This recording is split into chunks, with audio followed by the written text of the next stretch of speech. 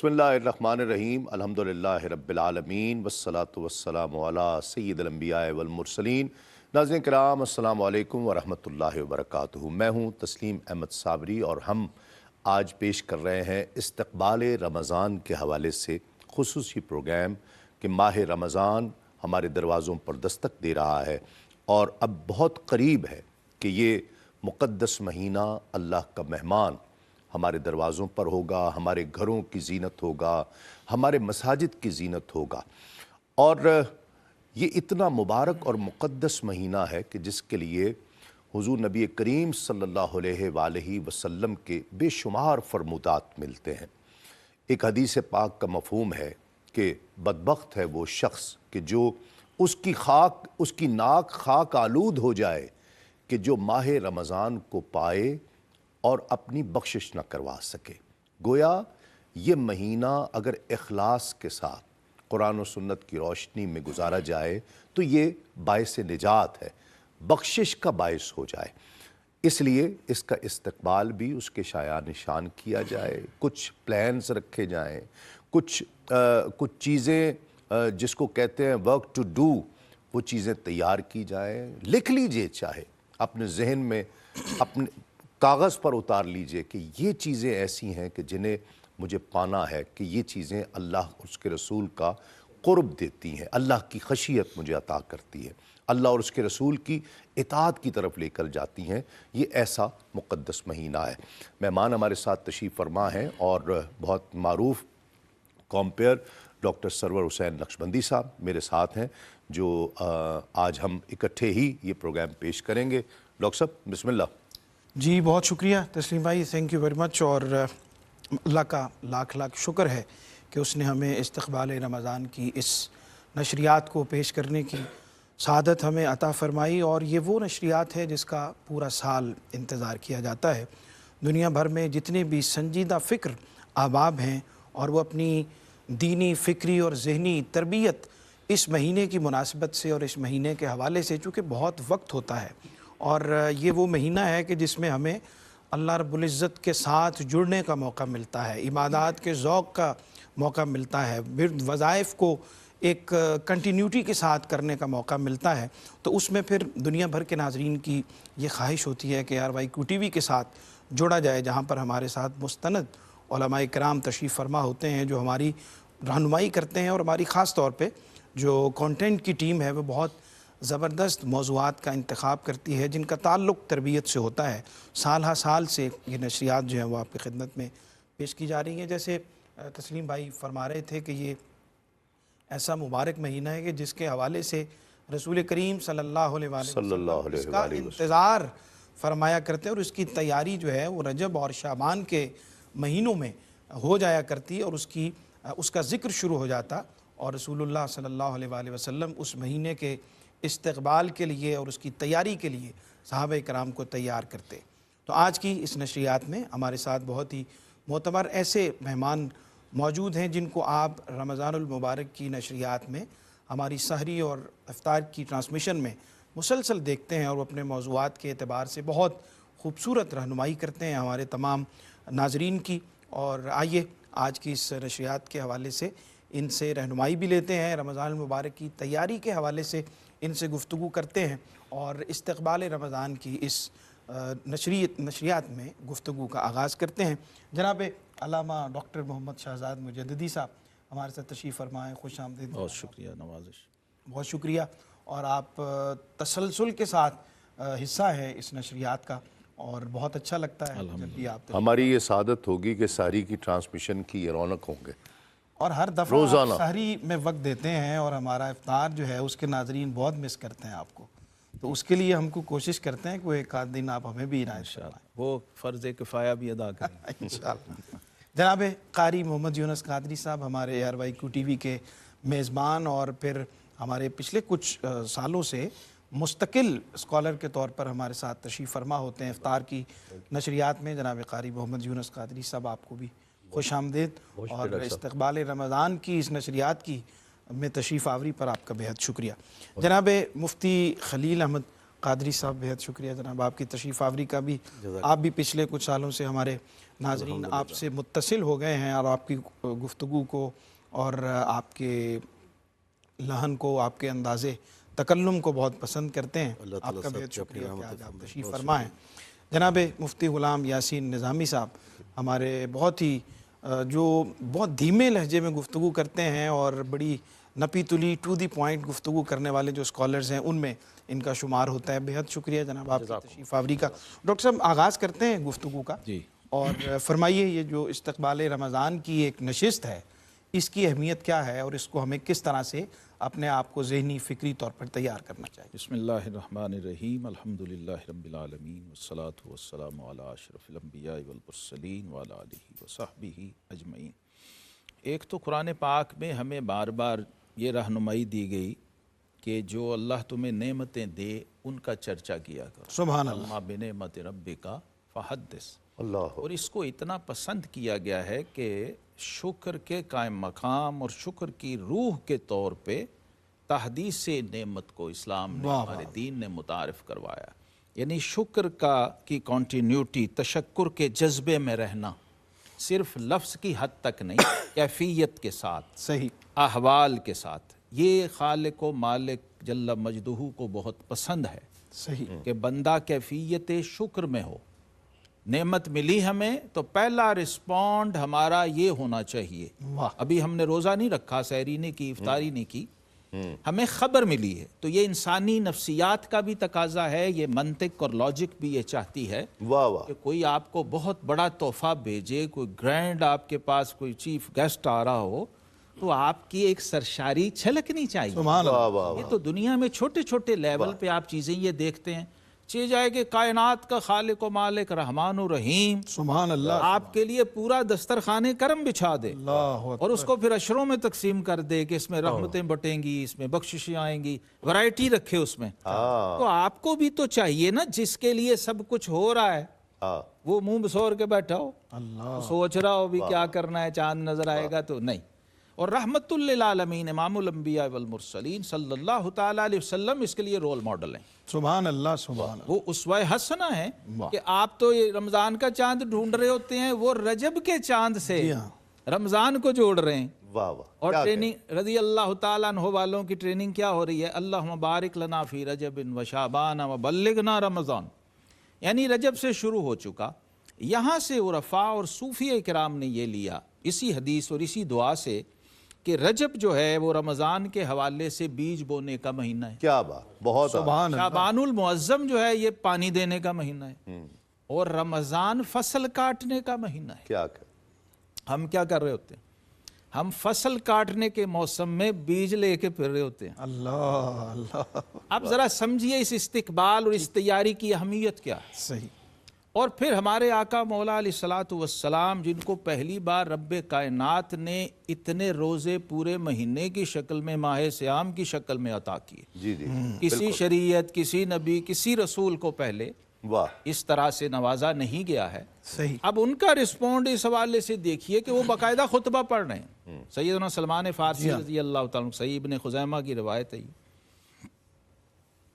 خطبہ رمضان سے ایک دن پہلے، شعبان کے آخری دن رمضان کا، اب میں یہاں کہہ دوں کہ استقبال سنت مصطفیٰ ہے. اللہ اکبر. اس ٹرانسمیشن کو آپ اتنا ایزی نہ لیں. سبحان اللہ. سبحان اللہ. یہ احیاء سنت ہو رہا ہے.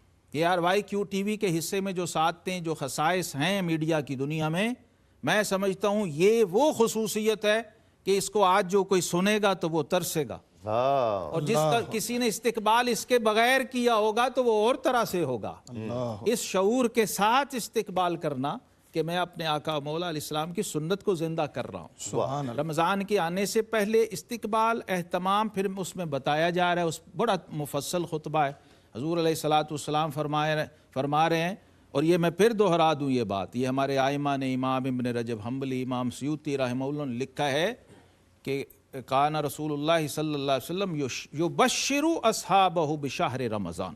یعنی رمضان کی تہنیت و مبارکباد دینا سنت ہے حضور علیہ السلام. اس کی آمد کی، ابھی وہ آیا نہیں، آنے سے پہلے تاکہ معاشرے میں تیاری- خوشی ایک ماحول بن جائے، ہاں ایک ماحول بنے، یہ فضا مہینہ آ بنے، اور رہا ہے۔ ہم انسان ہیں، ہمیں تیاری چاہیے ہوتی ہے۔ بالکل بالکل تو آقا کریم علیہ الصلوۃ والسلام نے باقاعدہ خطبہ دیا، یا ایھا الناس قد اظلکم شہر عظیم مبارک، ایک عظمتوں والا، ایک بڑی شانوں والا، برکتوں والا مہینہ تم پہ جلوہ گر ہو رہا ہے، یعنی تیار کیا جا رہا ہے صحابہ کرام کو، امت کو، لوگوں کو۔ پھر اس میں جو راتیں خاص ہیں ان کی بات ہو رہی ہے، اس کا اول جو ہے وہ رحمت ہے، اس کا اوسط جو ہے وہ بخشش ہے، اس کا آخر جو ہے عتق من النار ہے، نار جہنم سے آزادی ہے۔ پھر اس کے اندر ہم نے پڑھنا کیا ہے، اذکار بتائے جا رہے ہیں، روزے کا رکھنا اور روزے کا افطار کروانا دوسرے کو، وہ بتایا، یعنی ایک پورا پیکج دے دیا حضور علیہ السلام نے اس کی تیاری میں، تاکہ امت مسلمہ صحیح معنوں میں رمضان کا استقبال کرے۔ اس کے ساتھ بس ایک عرض کر دوں، وداع کرنا سنت نہیں ہے۔ ہم نے الوداع پہ اتنا فوکس کیا ہے، الوداع الوداع الوداع ہے، اور جو کرنے کا کام تھا وہ استقبال تھا، آنے سے پہلے تیاری کی جائے۔ بالکل ٹھیک۔ قاری صاحب کیا فرماتے ہیں جناب، اسی کنٹینیوٹی میں آپ بھی یہیں سے جوڑ لیں۔ سب سے پہلے تو میں مبارکباد پیش کرتا ہوں جی، آپ نے اس مجلس کو بپا کیا ہے جو مجلس مصطفیٰ کی سنت ہے۔ سرکار دو عالم صلی اللہ علیہ وسلم خود صحابہ کے ساتھ بیٹھ کر اس کا استقبال فرماتے ہیں۔ حضرت سلمان فارسی رضی اللہ تعالیٰ عنہ کی جس حدیث کا حضور قبلہ ڈاکٹر صاحب نے حوالہ دیا ہے، کریم آقا علیہ السلام صحابہ میں جلوہ فرما ہے۔ کریم آقا علیہ السلام نے فرمایا، تم کس کا استقبال کر رہے ہو، کون تمہارا استقبال کر رہا ہے؟ واہ، یہ میرے کریم آقا علیہ السلام نے فرمایا، ماذا تستقبلون فرمایا۔ تو سیدنا عمر فاروق رضی اللہ تعالیٰ عنہ عرض کرنے کے یا رسول اللہ، کیونکہ ان کے اندر جذبہ جہاد تھا، تسلیم بھی بہت زیادہ جذبہ جہاد تھا، یا رسول اللہ کہ دشمن کے ساتھ برسر پیکار ہونے والے ہیں؟ فرمایا نہیں، یعنی ان کے اندر جذبہ بہت تھا جہاد کا۔ یہ قوم مصطفیٰ ہے، قوم موسیٰ نہیں ہے جو کہتی تھی فَذَهَبْ أَنْتَ وَرَبُّكَ فَقَاتِلَا إِنَّا هَاهُنَا قَاعِدُونَ، یہ تو ہر وقت تیار رہتے تھے۔ کریم آقا نے فرمایا نہیں، جہاد کی بات نہیں ہے، فرمایا رمضان تمہارا استقبال کر رہا ہے، تم رمضان کا استقبال کر رہے ہو۔ یعنی اب دیکھیں جو حضور قبلہ ڈاکٹر صاحب مجدد صاحب نے حدیث پاک کا حوالہ دیا، کریم آقا علیہ السلام نے فرمایا اتنا پیارا ماہ مقدس تم پر سایہ فگن ہونے والا ہے، اللہ اکبر سبحان اللہ، جس کے اندر نور ہی نور ہے، جس کے اندر آپ نفل پڑھیں گے تو فرضوں کا ثواب عطا ہو جائے گا، واہ واہ واہ، اور ایک فرض ادا کریں گے تو 70 فرضوں کا ثواب عطا ہو جائے گا۔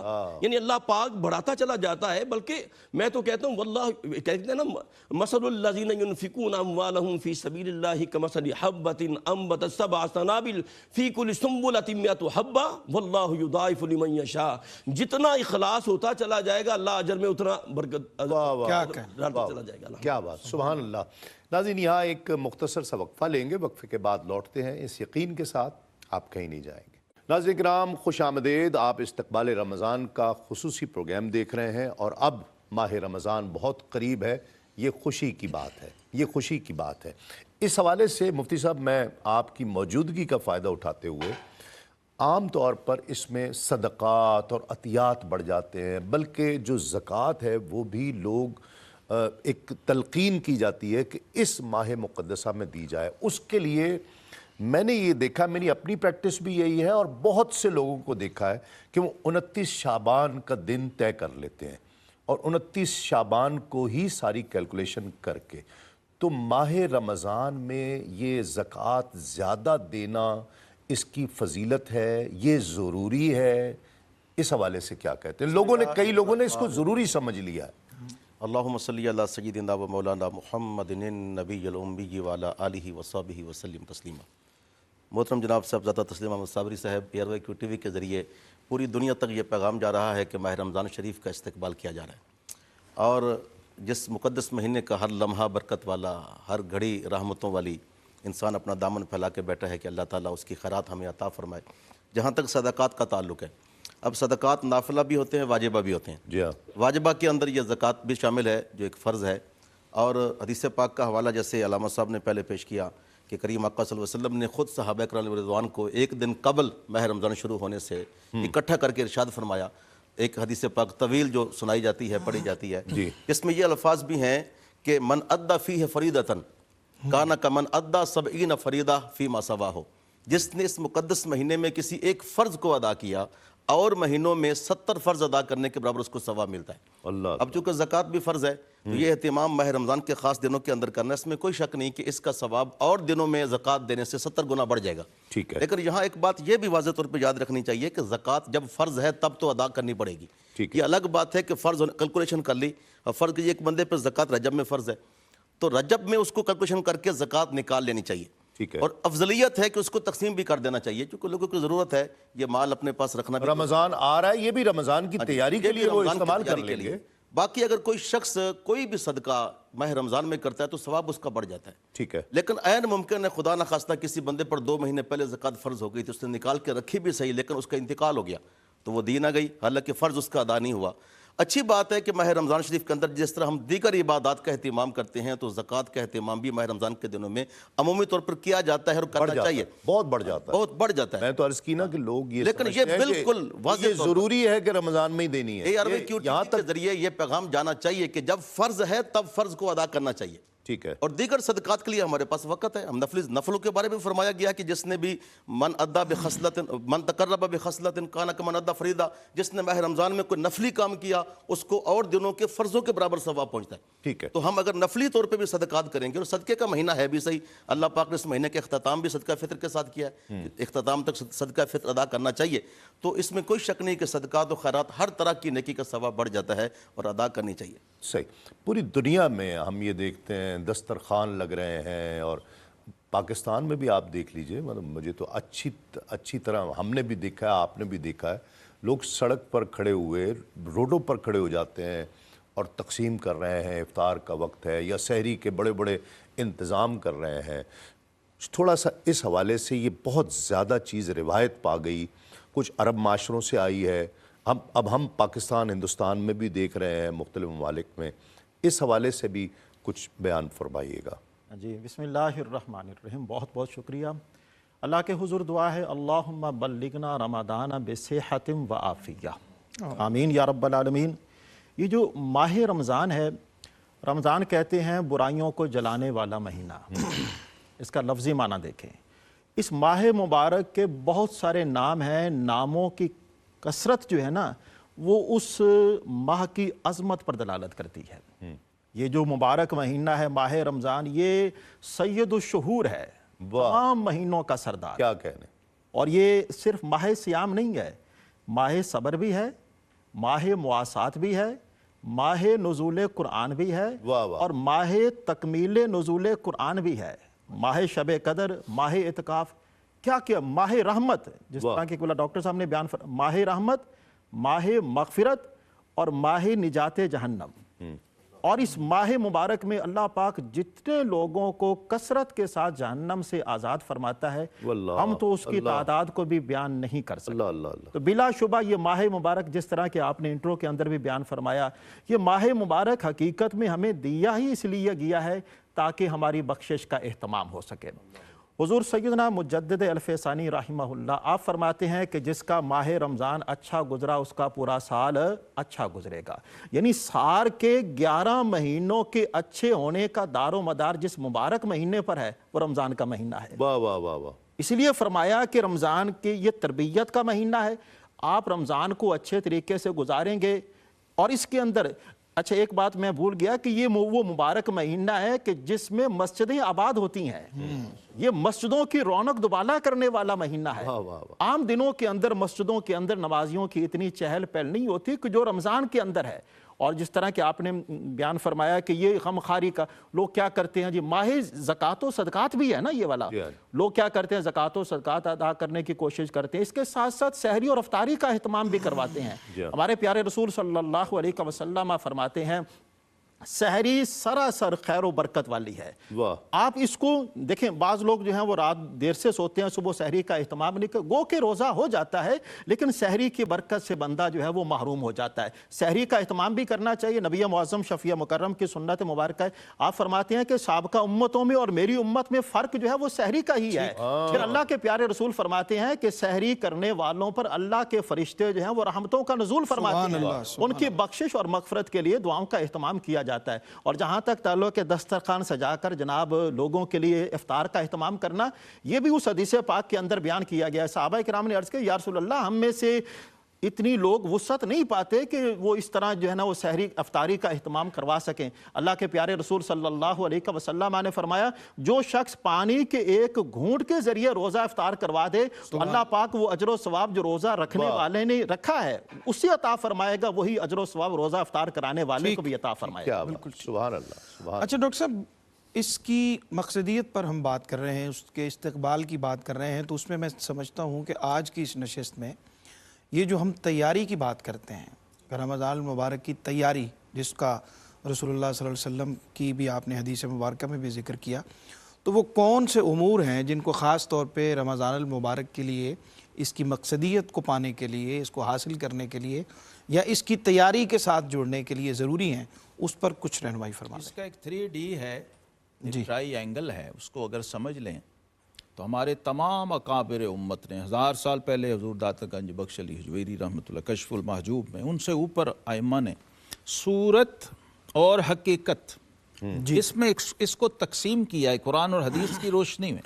सही ना हदीस में है ना, कम मिन साइमिन, कितने रोज़ादार ऐसे हैं जी हाँ, वो रोज़ा रखते हैं लेकिन उनको सिवाय भूख के और प्यास के कुछ हासिल नहीं होता।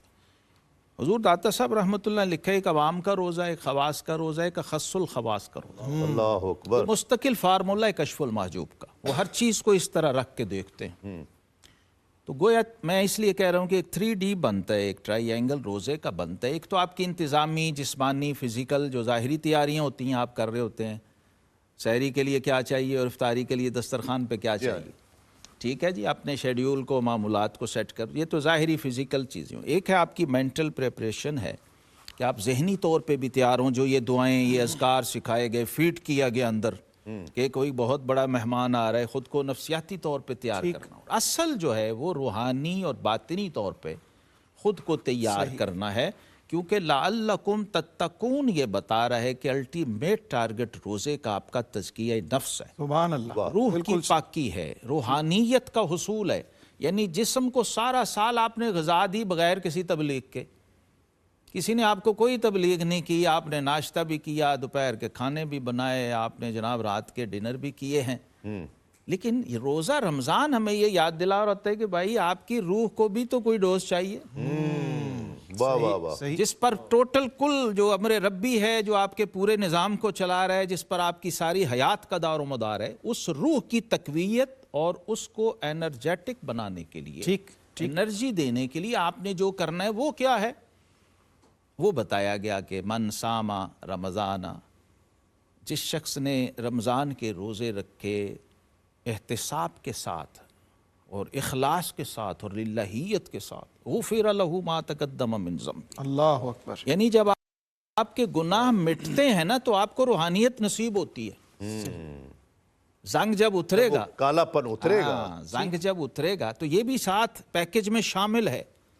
सिर्फ नेकियां हासिल नहीं करनी है, गुनाह मिटाने हैं, क्योंकि वो उतरेगा सारा तो फिर ऊपर जो उसकी फिनिशिंग है, वो जो आपने उसको डेकोरेट करना है, वो तब होगा, वो चमक दमक, वो पॉलिश तब आएगी।